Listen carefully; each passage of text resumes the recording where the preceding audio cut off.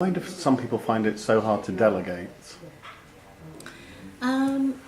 Delegation. Well, if we were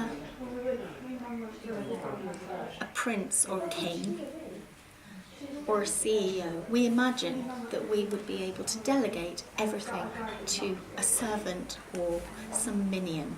Some people like to imagine that.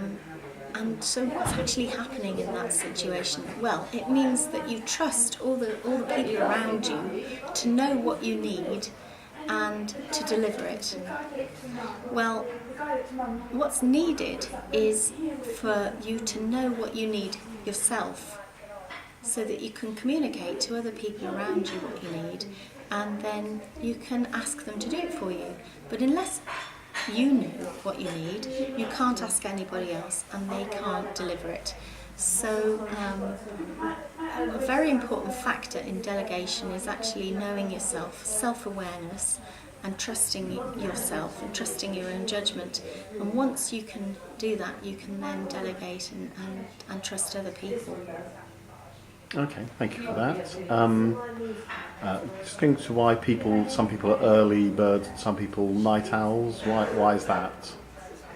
Well, there has been extensive research that people actually have different preferences and different biological rhythms, and we might be familiar with the idea of circadian rhythm, and that can mean that in the summer we may wake up earlier, and in the winter we might wake up later, because our own bodies are in tune with our environment. If we live in Northern Europe, for example, if we live in other parts of the world, it might be different. And so some people just happen to prefer and feel more comfortable working late into the night on a computer. And we know, archetypally or generically, a lot of IT people tend to work late into the night, developing software, developing games, doing really, really good stuff. But then they are sleeping late in the morning, and that's great if that's what their company wants them to do, and if they're paid for what they deliver. But it may not necessarily fit in with family, or it may not fit in if they are employed in a conventional job.